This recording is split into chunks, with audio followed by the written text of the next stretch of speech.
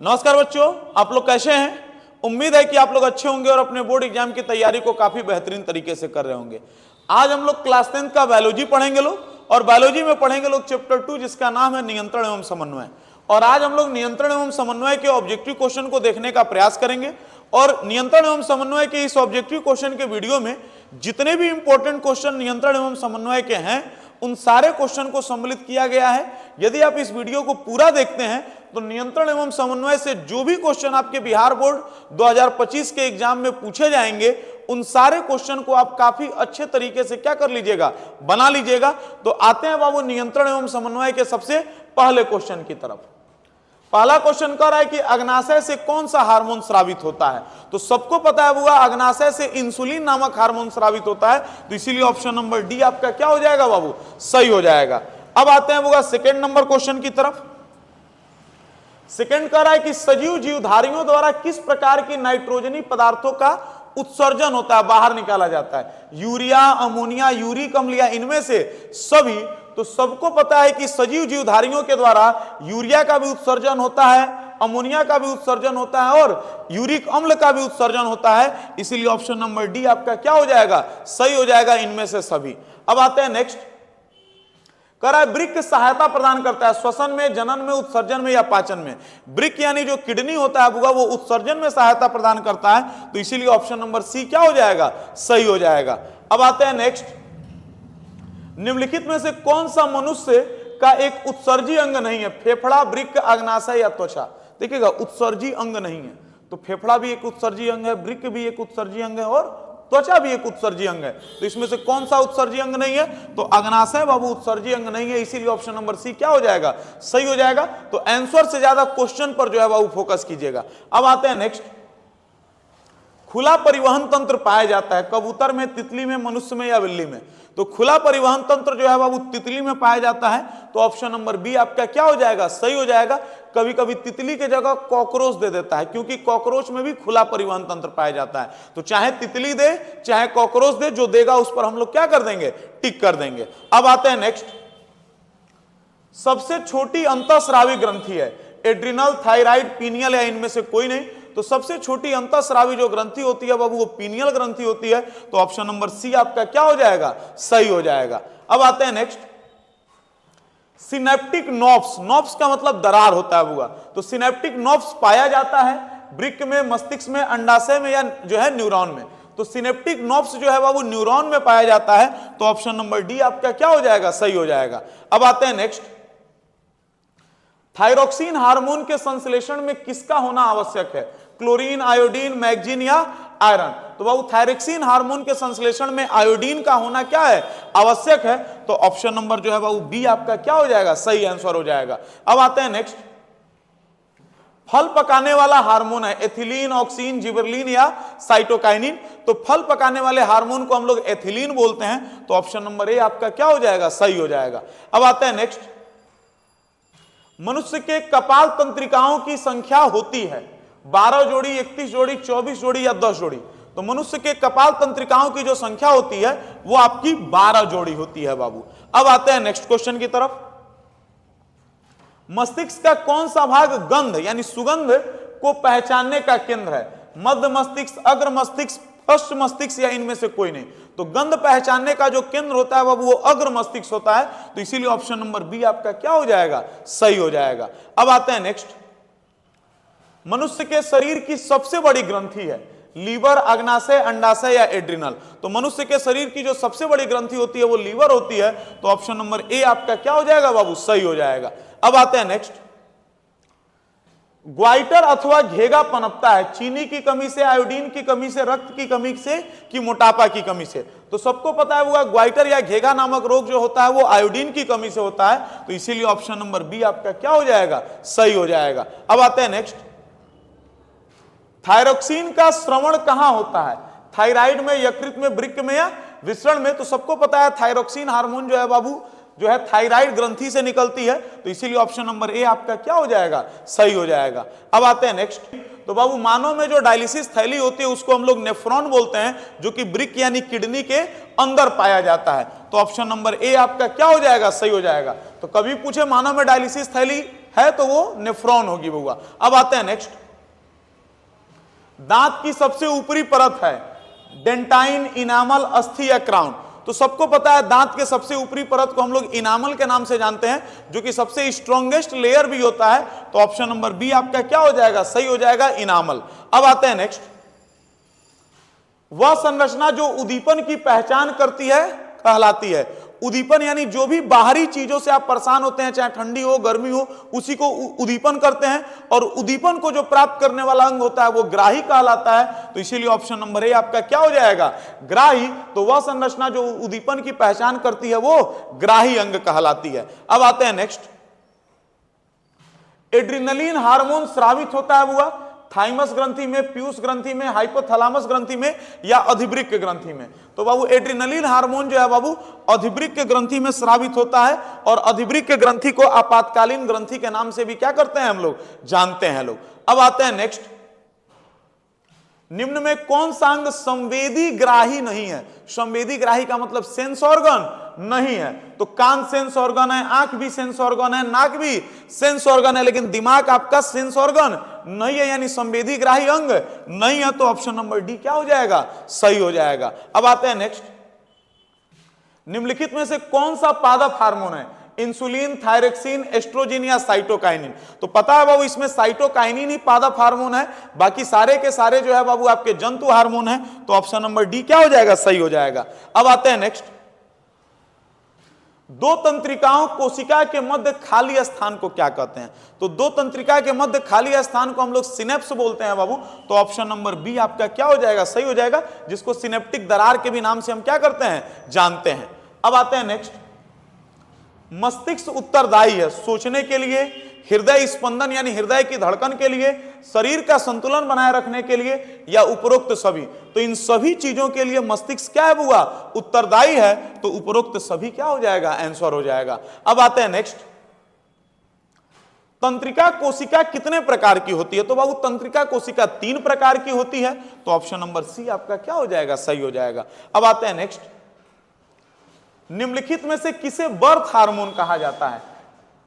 सबसे पहला ऑप्शन है टायरोसिन, ऑक्सीटोसिन, थायरोट्रोपिन या इंसुलिन। तो बर्थ हार्मोन जो है बाबू जो है ऑक्सीटोसिन को कहा जाता है। तो कभी भी पूछे निम्नलिखित में से किसे बर्थ हार्मोन कहा जाता है, तो बुआ ऑक्सीटोसिन को हम लोग क्या कहते हैं, बर्थ हार्मोन कहते हैं। अब आते हैं नेक्स्ट, निम्नलिखित में से कौन पुरुष हार्मोन है, एड्रिनलिन, एस्ट्रोजन, टेस्टोस्टेरोन या इंसुलिन। तो निम्नलिखित में से पुरुष हार्मोन जो है बाबू वो टेस्टोस्टेरोन होता है। तो इसीलिए ऑप्शन नंबर सी क्या हो जाएगा, सही हो जाएगा। अब आते हैं नेक्स्ट, पत्तियों का मुरझाना किस पादप हार्मोन के कारण संभव हो पाता है, जिब्रेलिन, साइटोकाइनिन, एफसीसी कम्ल या सभी सही हैं। तो सबको पता है कि वो पत्तियों का गिरना या फलों का टूट कर गिरना ये सारा एफसीसी कम्ल हार्मोन के कारण होता है। तो ऑप्शन नंबर सी आपका क्या हो जाएगा बुआ, सही हो जाएगा। पत्ती का मुरझाना हो, पत्ता का गिरना हो, ये सारा किसके कारण होता है, एफसीसी कम्ल के कारण होता है।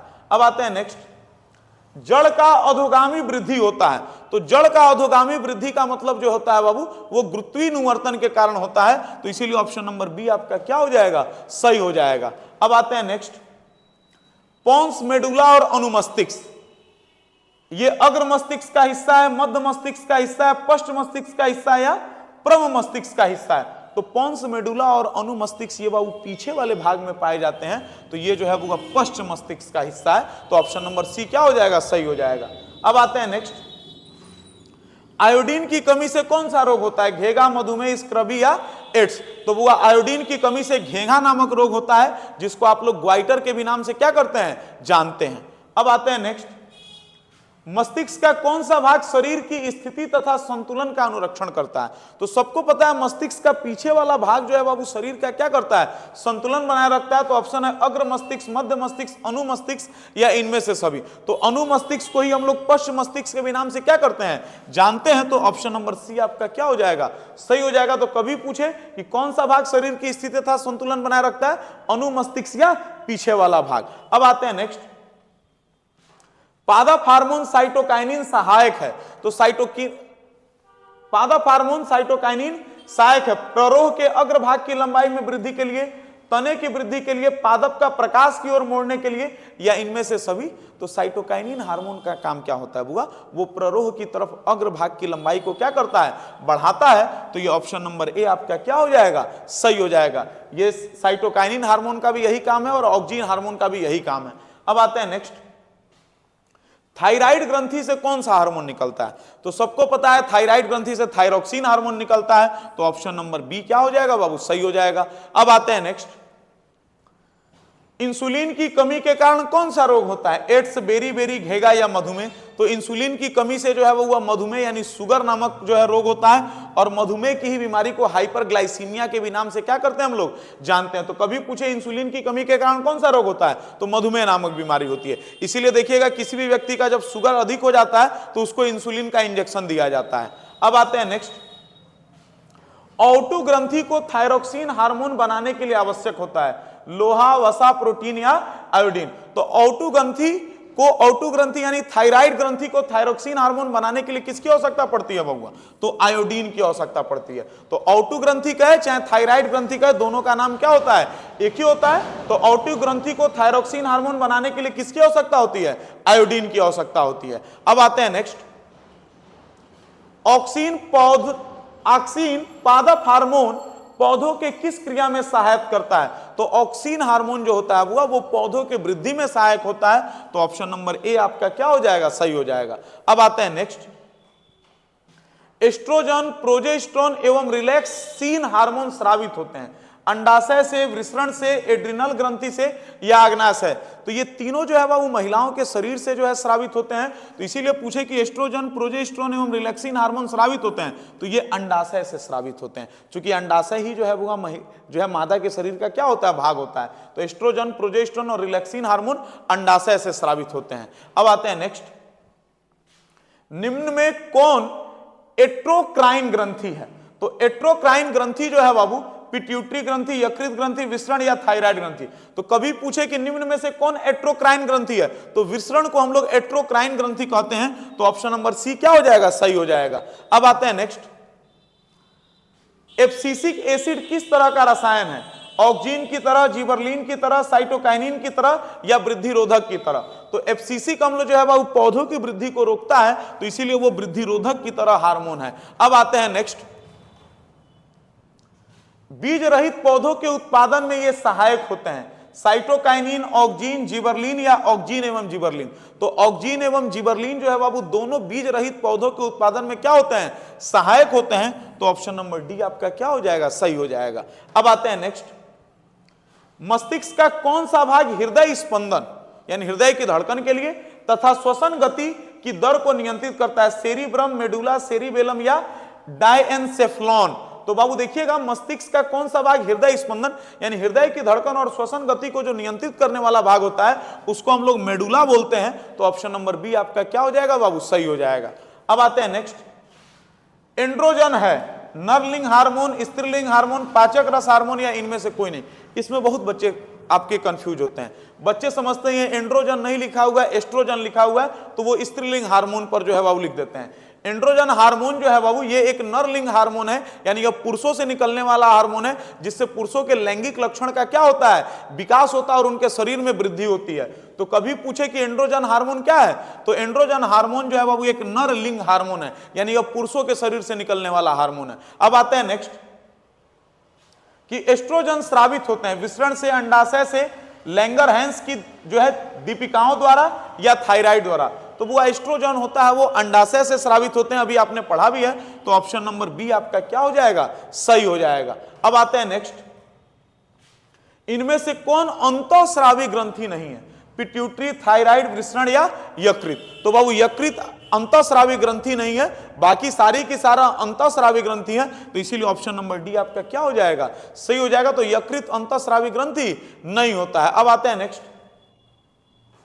मधुमक्खी का डंक एक अम्ल छोड़ता है जिसके कारण से दर्द एवं जलन का अनुभव होता है, यह अम्ल है। तो मधुमक्खी के डंक में मेथनोइक अम्ल पाया जाता है। तो ऑप्शन नंबर ए आपका क्या हो जाएगा बाबू? सही हो जाएगा। अब आते हैं नेक्स्ट वाला, तंत्रिका तंत्र की रचनात्मक एवं क्रियात्मक इकाई को क्या कहते हैं? नेफ्रॉन, न्यूरॉन, सेरिब्रम या इनमें से कोई नहीं? तो तो तंत्रिका तंत्र की रचनात्मक एवं क्रियात्मक इकाई को जो है बाबू न्यूरॉन कहा जाता है। तो ऑप्शन नंबर बी क्या हो जाएगा, सही हो जाएगा। अब आते हैं नेक्स्ट, किसे रासायनिक दूत कहा जाता है, उदीपक, पाचक रस, हार्मोन या आवेग। तो हार्मोन को जो है बाबू रासायनिक दूत कहा जाता है। तो ऑप्शन नंबर सी क्या हो जाएगा, सही हो जाएगा। अब आते हैं नेक्स्ट, शरीर का संतुलन बनाए रखता है सेरिबेलम, कॉर्निया, मस्तिष्क या सेरिब्रम। तो सेरिबेलम जो है वो मस्तिष्क का संतुलन, शरीर का संतुलन क्या करता है, बनाए रखता है। तो ऑप्शन नंबर ए आपका सही हो जाएगा। कहीं पूछे कि शरीर का संतुलन बनाए रखता है सेरिबेलम, जो कि जो है मानव मस्तिष्क के पिछले भागों में पाया जाता है। अब आते हैं बाबू नेक्स्ट, किशोरावस्था में होने वाले शारीरिक परिवर्तन का कारण है टेस्टोस्टेरोन, एस्ट्रोजन, थायरोक्सिन या ए और बी दोनों। तो बुआ देखिएगा, पुरुषों के शरीर में टेस्टोस्टेरोन हार्मोन के कारण परिवर्तन होता है और महिलाओं के शरीर में एस्ट्रोजन हार्मोन के कारण परिवर्तन होता है। तो वही किशोरावस्था में होने वाले शारीरिक परिवर्तन का जो कारण है ए और बी आपका दोनों है। तो इसीलिए ऑप्शन नंबर डी आपका सही हो जाएगा, ए और बी दोनों। अब आते हैं नेक्स्ट क्वेश्चन की तरफ, निम्नलिखित में से कौन पादप हार्मोन नहीं है, एथिलीन, साइटोकाइनिन, ऑक्सिन या ऑक्सीटोसिन। तो ऑक्सीटोसिन जो है वो पादप हार्मोन नहीं है, बाकी ये सारे के सारे तीनों पादप हार्मोन है। अब आते हैं नेक्स्ट, पौधों और पशुओं की कोशिकाओं का वैज्ञानिक अध्ययन क्या कहलाता है। तो पौधों एवं जो है पशुओं की कोशिकाओं का वैज्ञानिक अध्ययन जो है बाबू कोशिका विज्ञान कहलाता है। तो ऑप्शन नंबर बी आपका क्या हो जाएगा, सही हो जाएगा। अब आते हैं नेक्स्ट, मानव शरीर में सबसे लंबी कोशिका कौन है। तो मानव शरीर की सबसे लंबी कोशिका न्यूरॉन कोशिका होती है, ये आपने क्लास 9th में भी पढ़ा होगा। तो ऑप्शन नंबर सी हो जाएगा बुआ, तंत्रिका कोशिका, जिसको हम लोग न्यूरॉन कोशिका के भी नाम से क्या करते हैं, जानते हैं। तो मानव शरीर की सबसे लंबी कोशिका क्या हो गई, तंत्रिका कोशिका। अगर मानव शरीर की सबसे बड़ी कोशिका कह दे तो वो अंडाणु हो जाएगा, और सबसे छोटी कोशिका कह दे तो वो क्या हो जाएगा, शुक्राणु हो जाएगा। अब आते हैं नेक्स्ट, टेस्टोस्टेरोन स्रावित होता है वृषण से, वृक्क से, अंडाशय से या थायराइड ग्रंथि से। तो वो टेस्टोस्टेरोन वृषण से स्रावित होता है। तो इसीलिए ऑप्शन नंबर ए क्या हो जाएगा, सही हो जाएगा। अब आते हैं नेक्स्ट, रुधिर चाप नियंत्रित होता है थाइमस द्वारा, थायराइड द्वारा, एड्रिनल द्वारा या जो है वृषण द्वारा। रुधिर चाप यानी रक्तचाप, जिसको आप ब्लड प्रेशर बोलते हैं, तो वो एड्रिनल ग्रंथि के द्वारा जो है वो क्या होता है, नियंत्रित होता है। तो ऑप्शन नंबर सी क्या हो जाएगा, सही हो जाएगा। अब आते हैं नेक्स्ट, मानव मस्तिष्क का औसत भार कितना है, 1 kg, 2 kg, 1.4 kg या इनमें से कोई नहीं। तो मानव मस्तिष्क का जो औसत भार जो है बाबू वो 1.4 kg माना जाता है। यहां पर आपका नियंत्रण एवं समन्वय का ऑब्जेक्टिव क्वेश्चन क्या होता है, समाप्त होता है। उम्मीद है कि आपको ये वीडियो अच्छा लगा होगा। यदि अच्छा लगा होगा तो इसे अपने दोस्तों में शेयर करें। मिलते हैं नेक्स्ट वीडियो में। जय हिंद, जय भारत।